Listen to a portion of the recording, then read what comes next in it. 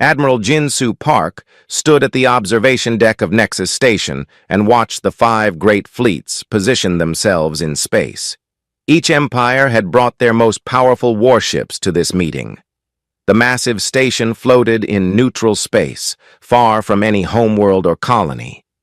It was the perfect place for peace talks, or so everyone hoped. The Sectar Empire had sent their newest battle cruisers. Their dark metal hulls reflected the station's lights like mirrors.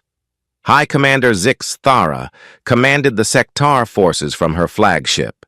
She was a tall reptilian being with scales that changed color when she was angry.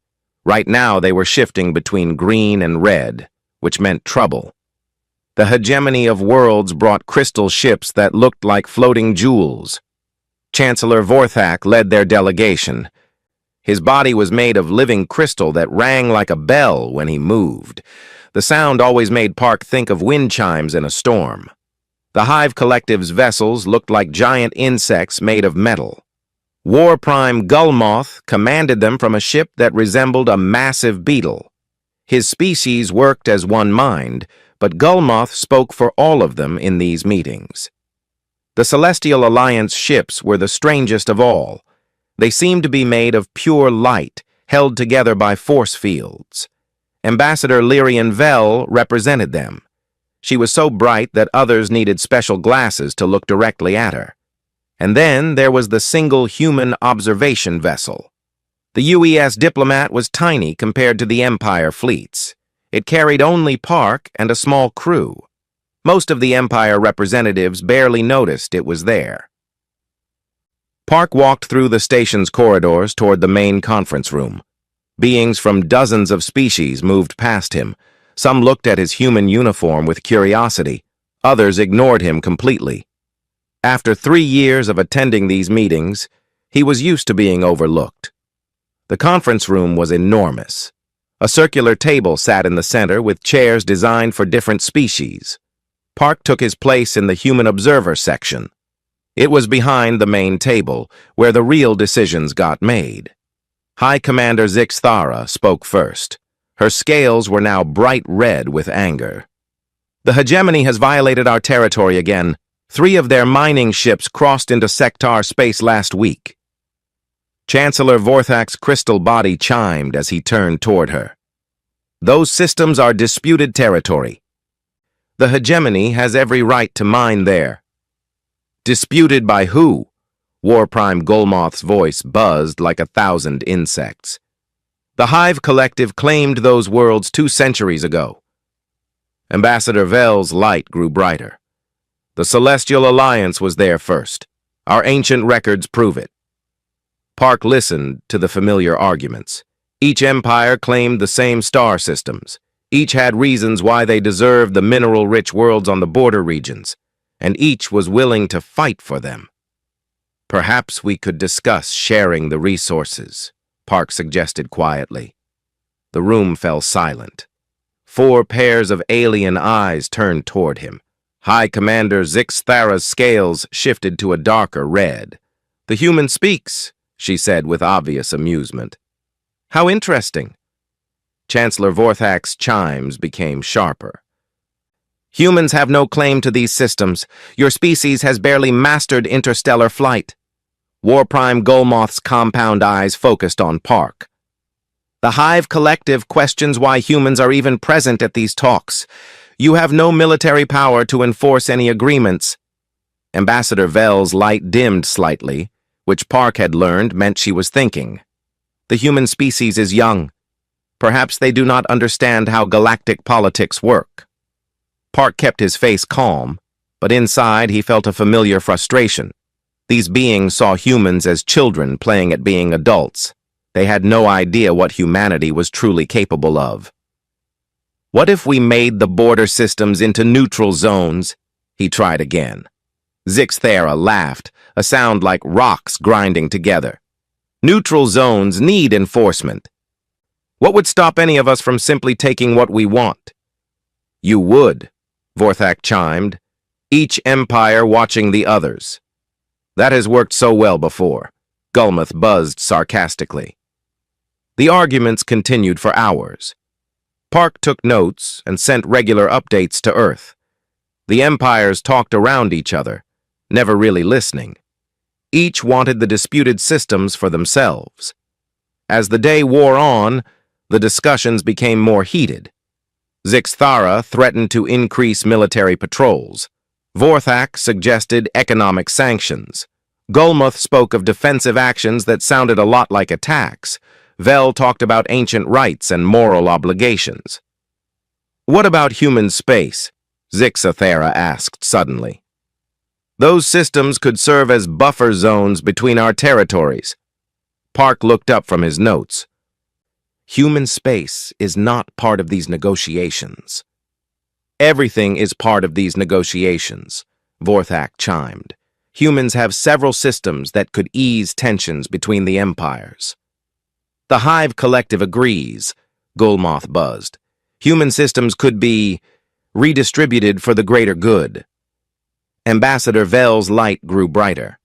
"The Celestial Alliance would be willing to administer human colonies, for their own protection, of course." Park felt his blood grow cold. They were talking about dividing up human territory like pieces of a cake. They discussed it casually as if humans had no say in the matter. "Humans will not agree to that," he said firmly. "Humans may not have a choice," Zixthara replied. Her scales were now almost black with satisfaction. "What could your species do to stop 4 Empire fleets?" Park looked around the table at the 4 representatives. They were all nodding in agreement. For the first time today, they had found something they could all support: taking human worlds. He closed his notebook and stood up. "I need to contact my government." "Of course," Vorthak chimed pleasantly. "Take all the time you need. We will continue planning without you." Park left the conference room with their laughter following him. He walked quickly through the station corridors, his mind racing. He needed to send a message to Earth immediately, but as he reached his quarters, Park allowed himself a small smile. These empires had no idea what they were really dealing with. They thought humans were weak and defenseless. They were about to learn how wrong they were. Outside the station, long-range sensors detected something approaching from deep space. The object was large, but its exact nature remained unclear. The sensor readings kept changing, as if something was interfering with the scans. None of the Empire fleets noticed the readings yet. They were too focused on their plans for dividing up human space, but Park knew what was coming. He had been waiting for this moment for 3 long years. Station Commander Torres was having a normal day until his sensors started acting strange. The Nexus station had the best detection equipment in known space, but something was confusing every scanner on the facility. "Sir, we have a contact approaching," his sensor operator reported, "but I cannot get a clear reading on it." Torres frowned at the display screen. The object was definitely there, but the readings kept changing. One moment it looked like a small asteroid. The next moment it seemed the size of a battleship. Then the sensors would show nothing at all. "Distance and speed?" Torres asked. "Approximately 6 hours out at current velocity. But sir, the mass readings are impossible. The computer says it weighs as much as a moon, then shows it as no bigger than a shuttle." In the conference room, the Empire representatives were still planning how to divide human space among themselves. High Commander Zixthara had brought up detailed star charts. Her reptilian fingers traced borders across human colonies. "The Sectar Empire will take these 3 systems," she announced. "They have good defensive positions." Chancellor Vorthak's crystal body chimed in agreement. "The hegemony requires these mining worlds. Our industry needs the materials." War Prime Gulmoth pointed to another section of the map. "The Hive Collective claims these agricultural planets. Our population grows quickly." Ambassador Vel's bright form hovered over the display. "The Celestial Alliance will protect these research stations. Humans have made some interesting discoveries there." Admiral Park watched from his observer chair. His face showed no emotion, but his fingers moved slightly under the table. He was pressing buttons on a small device hidden in his pocket. The device sent a coded message on a frequency only humans used. The message was simple: package confirmed, delivery on schedule. Somewhere far from the station, that message was received and acknowledged. "What about the human homeworld?" Zixthera asked. "Earth has significant resources." "Too well defended," Vorthak chimed. "Earth has orbital platforms and a decent fleet." Gulmoth's compound eyes glittered. "Nothing that 4 Empire fleets could not handle." Vel grew brighter. "Perhaps Earth could remain independent but under Empire protection." Park finally spoke up. "You are making a serious mistake." The 4 representatives turned to look at him. Zixthera's scales shifted to an amused green color. "Are you threatening us, human?" she asked with obvious entertainment. "I am warning you," Park replied calmly. "Humanity is not as helpless as you believe." Gulmoth's wings buzzed with laughter. "Your largest warship is smaller than our escorts. What could humans possibly do against Empire fleets?" Park smiled for the first time that day. "You will find out soon enough." Station Commander Torres was getting more worried about the sensor readings. The unknown contact was now 3 hours away, and his equipment was completely confused. "Sir, should we alert the Empire fleets?" his operator asked. "Not yet," Torres replied. "We do not even know what it is. Could be a sensor malfunction." But deep down, Torres knew his equipment was working perfectly. Something out there was deliberately confusing their scans. That took very advanced technology. In the conference room, the Empire representatives continued their planning. They had moved past discussing which systems to take. Now they were talking about how to take them. "A show of force should be enough," Zixthara suggested. "Humans will surrender when they see our fleets." "The hegemony prefers economic pressure," Vorthak chimed. "Cut off their trade routes first." Gulmoth's antennae twitched. "The Hive Collective believes in direct action. Fast strikes, quick victory." Vel's light pulsed gently. "The Celestial Alliance favors negotiation, but with force ready to support it." Park listened to them plan the conquest of his species. These beings thought they were so powerful, so advanced. They had no idea what was really coming toward them through space. His hidden communicator vibrated once. The signal meant 2 hours to arrival. "Gentlemen," Park said, standing up from his chair. "Ladies, I believe this conversation is about to change dramatically." Zixthera's scales turned confused yellow. "What do you mean?" "I mean that humanity has been listening to every word you have said here today," Park replied. "And we are not pleased." Vorthak's chimes became sharp and angry. "Impossible! These talks are completely secure." Park reached into his jacket and pulled out a small recording device. He pressed a button, and Zixthera's own voice filled the room. "Human systems could serve as buffer zones between our territories." The 4 Empire representatives stared at the device in shock.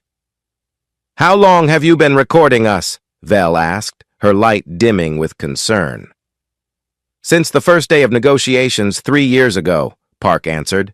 "Humanity has records of every plan, every threat, every casual discussion of conquering our worlds." Gulmoth's wings spread in an aggressive display. "That is espionage. An act of war." "Is it?"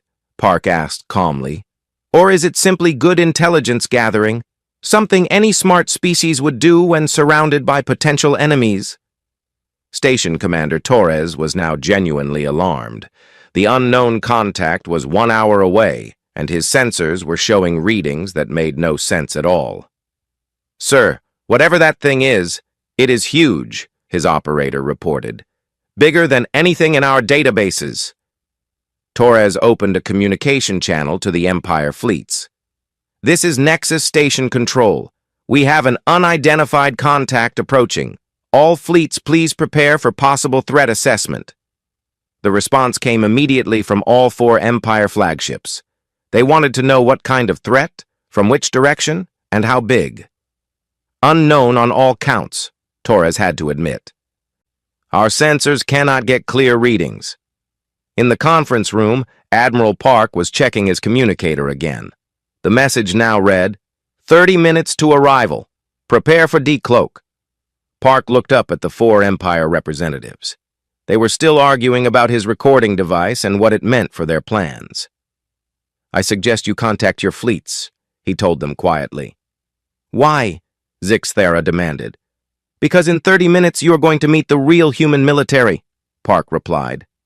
And I think you will find it very different from what you expected. Vorthak's crystal body was chiming rapidly with anxiety. What are you talking about? Before Park could answer, the station's alert system activated. Red lights flashed throughout the facility, and an automated voice announced, Unknown contact approaching. All diplomatic personnel report to secure areas.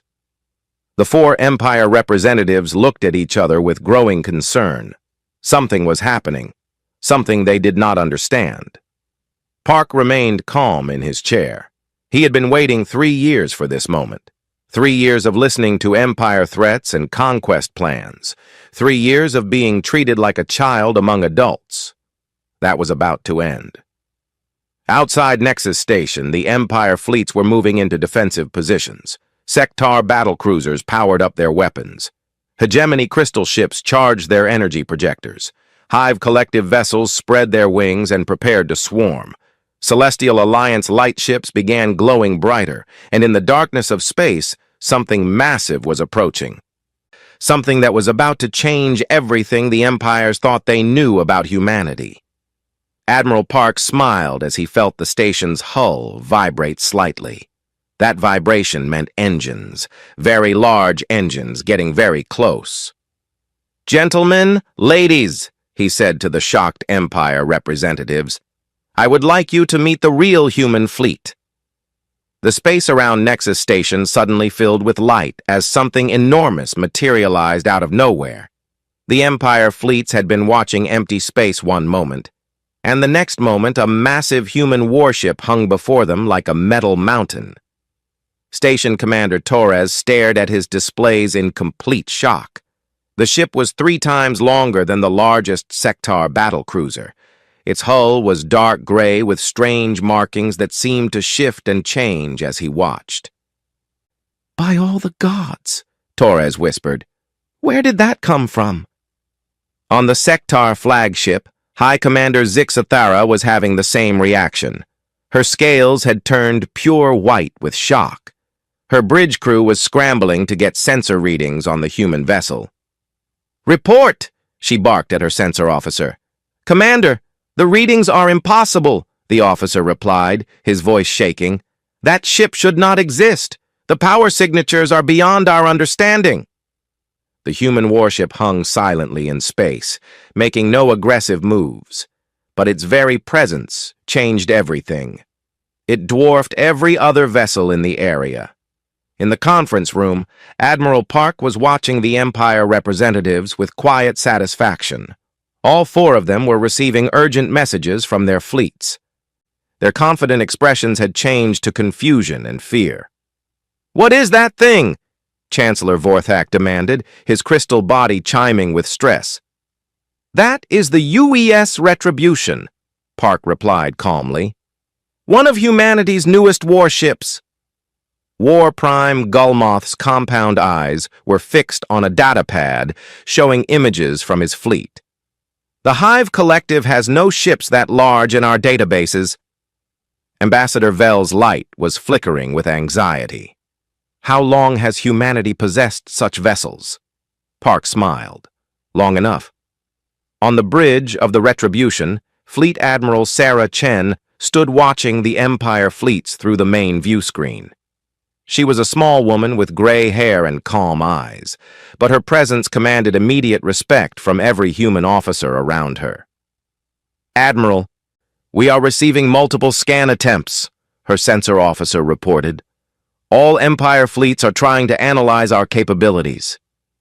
Let them look, Chen replied. They will not learn much.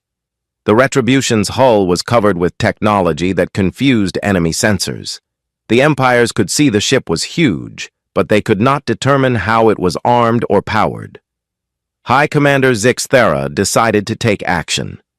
She opened a communication channel to the human ship. Unknown human vessel.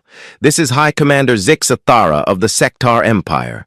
You will submit to inspection immediately. Admiral Chen's voice came back clear and strong. High Commander, this is Fleet Admiral Sarah Chen. I respectfully decline your request. You decline. Zixthera's scales turned dark red with anger. You are one ship against 4 Empire fleets. I am one ship asking for permission to dock at Nexus Station for diplomatic purposes, Chen replied politely. Is there a problem with that? War Prime Gullmoth had heard enough. He ordered his nearest ships to surround the human vessel. 20 Hive collective cruisers moved to encircle the Retribution. Human ship, you are now surrounded, Gullmoth buzzed over the communication channel. Submit to our authority. Admiral Chen sighed. She had hoped to avoid this kind of demonstration, but the Empire seemed determined to learn the hard way. Activate defensive systems, she ordered quietly. The Retribution's hull began to glow with a soft blue light. Energy fields appeared around the ship, creating barriers that sparkled like stars. The defensive shields were unlike anything the Empires had ever seen. Ma'am, the tactical officer reported, Empire ships are targeting us with weapons. I see that, Chen replied. Let us show them why that is not wise. She pressed a button on her command chair. A focused energy pulse shot out from the Retribution toward the nearest Hive collective cruiser. The pulse was precise and controlled. The cruiser's weapons simply stopped working. Its missile launchers went dark. Its energy cannons powered down. The ship was completely unharmed, but it could no longer fight. What did you do? Gullmoth demanded over the communication channel. I turned off your weapons, Chen replied calmly. No one was hurt. Your ship is perfectly fine. It just cannot shoot at anyone right now. On Nexus Station, Chancellor Vorthak was trying to scan the human ship with the station's most powerful sensors. The readings he got back made no sense. The energy output is impossible, he told the others. That ship produces more power than some of our space stations. Ambassador Vell was studying her own data. The defensive fields are beyond our technology. How did humans develop such capabilities? Admiral Park had been quiet during the display, but now he spoke up. You assumed humanity was weak because our older ships were small and simple. You never wondered if we might have newer ships. How many ships like this do humans possess? Zixthera asked. Park's smile grew wider. Would you like to find out? He pressed another button on his hidden communicator. Across the star system, 11 more points of light appeared as additional human warships decloaked. Each one was as large as the Retribution. Each one hung silently near important Empire installations.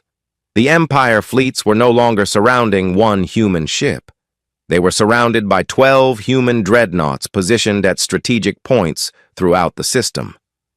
Impossible, Vorthak chimed, but his voice was weak with shock. Admiral Chen's voice came over the communication system again. Empire commanders, I suggest we return to diplomatic talks. I believe we have much to discuss. High Commander Zixthera looked at the tactical display showing 12 human warships. Each one was larger and more powerful than her entire fleet. Her scales had turned a sick yellow color. How long have you been watching us? She asked quietly. Long enough to know about your plans for human space, Chen replied. Long enough to hear every threat, every casual discussion of conquest, every assumption that humanity could not defend itself. War Prime Gullmoth's wings drooped as he realized the situation. The Hive Collective prided itself on superior tactics, but they had been completely outmaneuvered. What do you want? He asked. Right now, I want to dock at Nexus Station and join the peace talks, Admiral Chen said. I believe humanity should have a voice in decisions about galactic affairs. Ambassador Vell's light was very dim now. And if we refuse? Admiral Chen was quiet for a long moment. When she spoke again, her voice was gentle but firm. Then you will learn that humanity has been preparing for this day for a very long time. We hope it does not come to that. In the conference room, Admiral Park looked around the table at the 4 Empire representatives. Their confident plans for dividing human space had evaporated in a matter of minutes. "Shall we begin real negotiations?" he asked politely. Chancellor Vorthak's crystal form was chiming softly with resignation. "It appears we have no choice." "You always had a choice," Park replied. "You could have chosen cooperation over conquest. You can still make that choice now." Outside the station, the 12 human warships waited patiently. They had revealed themselves not to start a war, but hopefully to prevent one. The balance of power in the galaxy had just changed forever. The question now was what the empires would do about it. Admiral Chen prepared to board Nexus Station. She carried with her terms for a new kind of peace, one based on mutual respect rather than fear. But first, the empires would have to decide if they could accept that humanity was no longer the weak species they had dismissed for so long. The real negotiations were about to begin. Admiral Sarah Chen walked through the corridors of Nexus Station, accompanied by 6 human Marines in dark blue uniforms. Every alien being they passed stopped to stare at the small human woman who commanded such massive warships. Station Commander Torres met them at the docking bay. He was a nervous man with 4 arms and purple skin, and all 4 of his hands were shaking as he saluted. "Admiral Chen, welcome to Nexus Station," he said, trying to keep his voice steady. "The Empire representatives are waiting in the main conference room." Chen nodded politely. "Thank you, Commander. I appreciate your hospitality during these difficult circumstances." As they walked toward the conference room, Torres could not help asking the question that was burning in his mind. "Admiral, may I ask how humanity developed such advanced ships? Our records show humans only achieved interstellar flight 50 years ago." Chen smiled at the worried alien commander. "Commander, humans have always been very good at learning from their mistakes, and we have made many mistakes over the years." The conference room had been rearranged. A larger chair had been brought in for Admiral Chen, and the human observer section had been moved to the main table. Admiral Park stood as Chen entered, then took his seat beside her. The 4 Empire representatives looked very different from how they had appeared that morning. High Commander Zixthara's scales were still pale with shock. Chancellor Vorthak's crystal body was chiming quietly with stress. War Prime Gulmoth's wings hung low with defeat.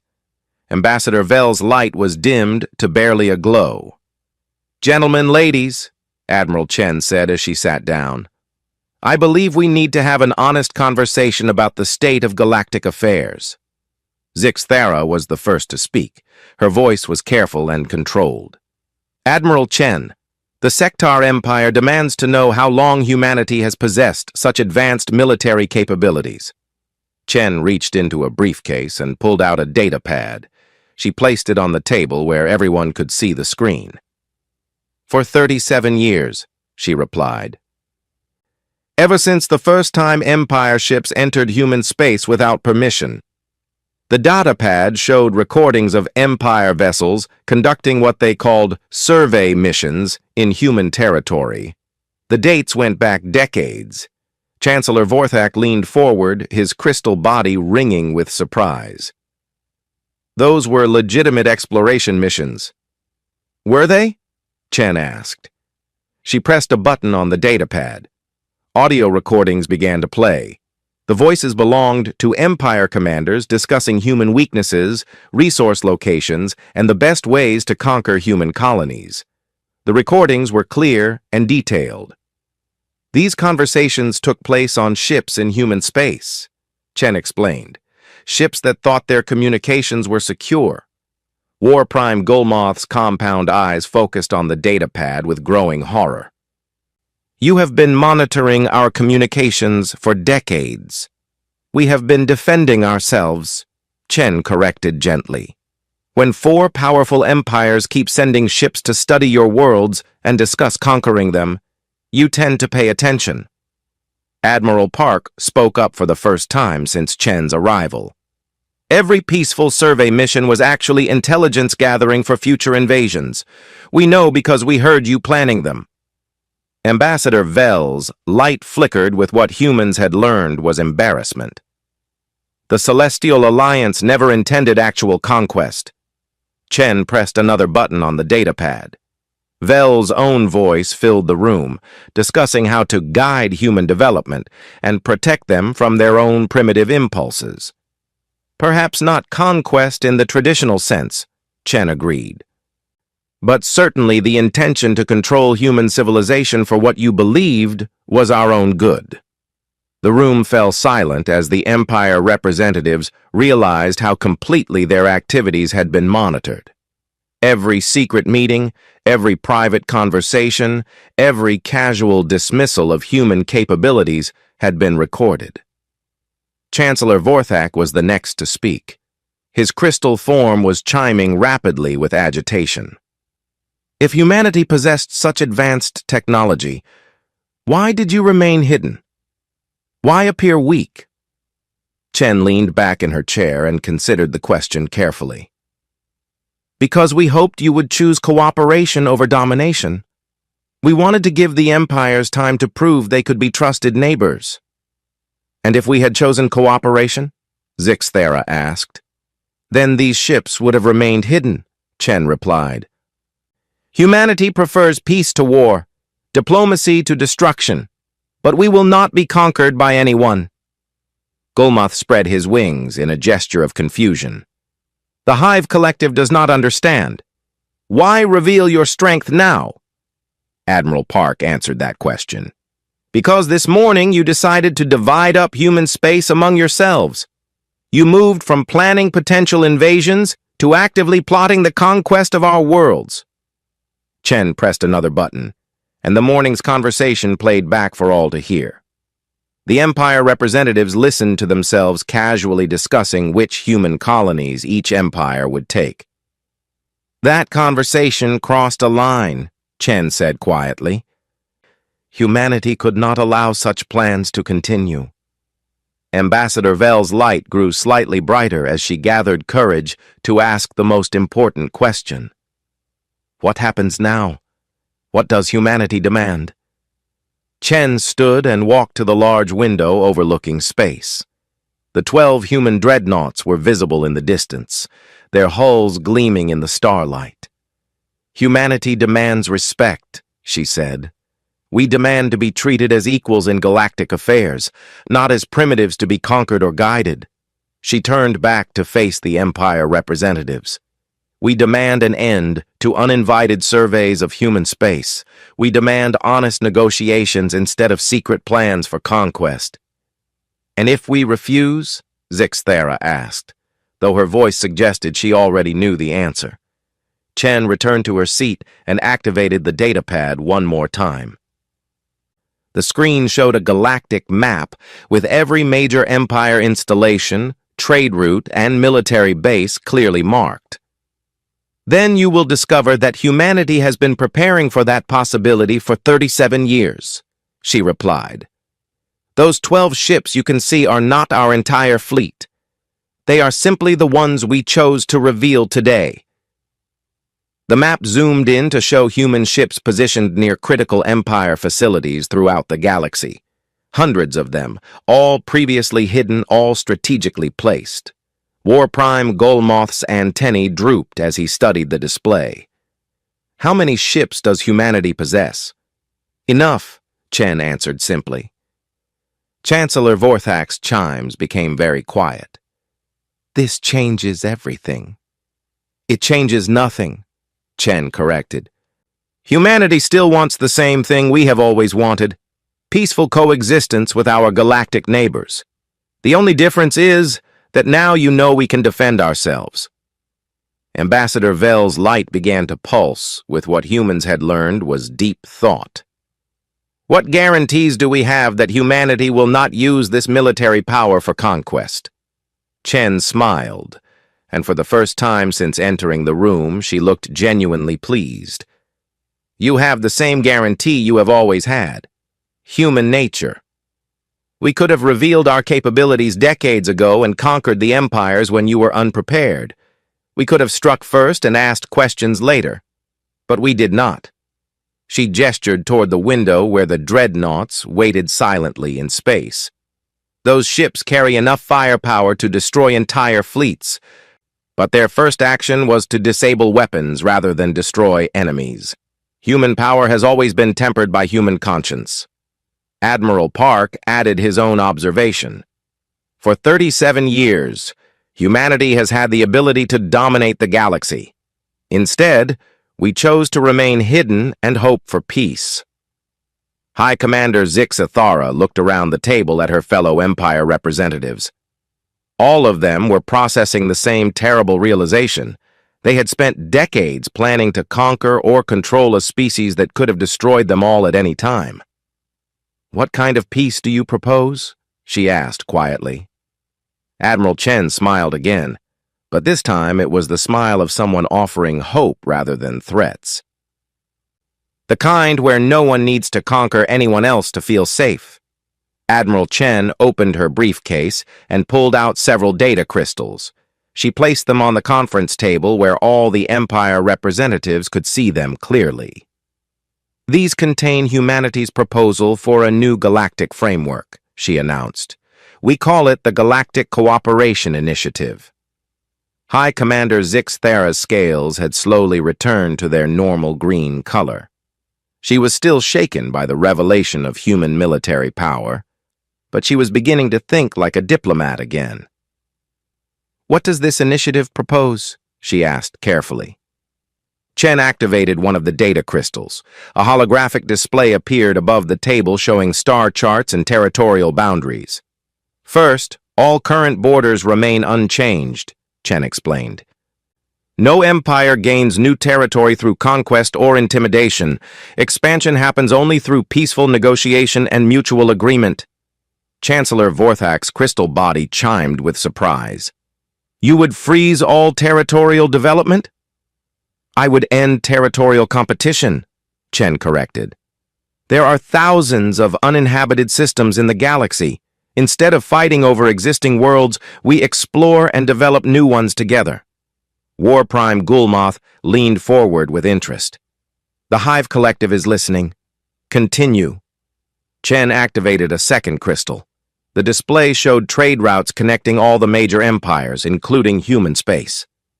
"Second, we establish free trade between all civilizations. No more economic warfare, no more trade blockades, no more using commerce as a weapon." Ambassador Vel's light grew brighter with curiosity.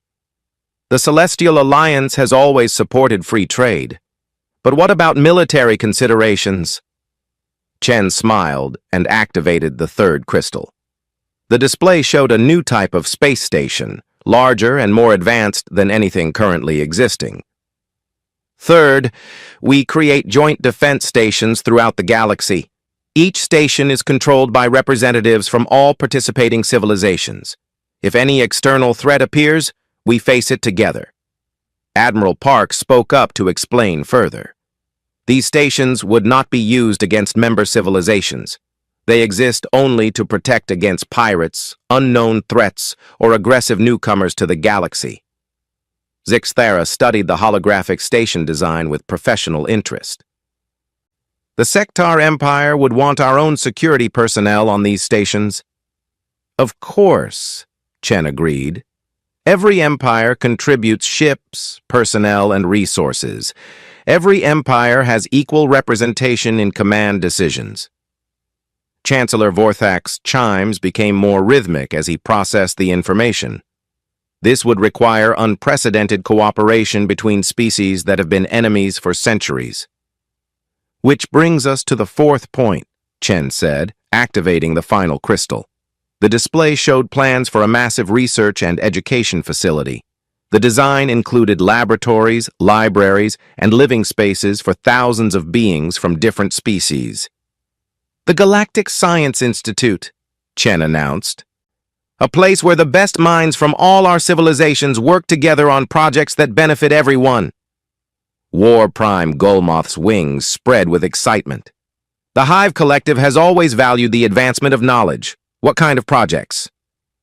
"Medical research to cure diseases that affect multiple species," Chen replied.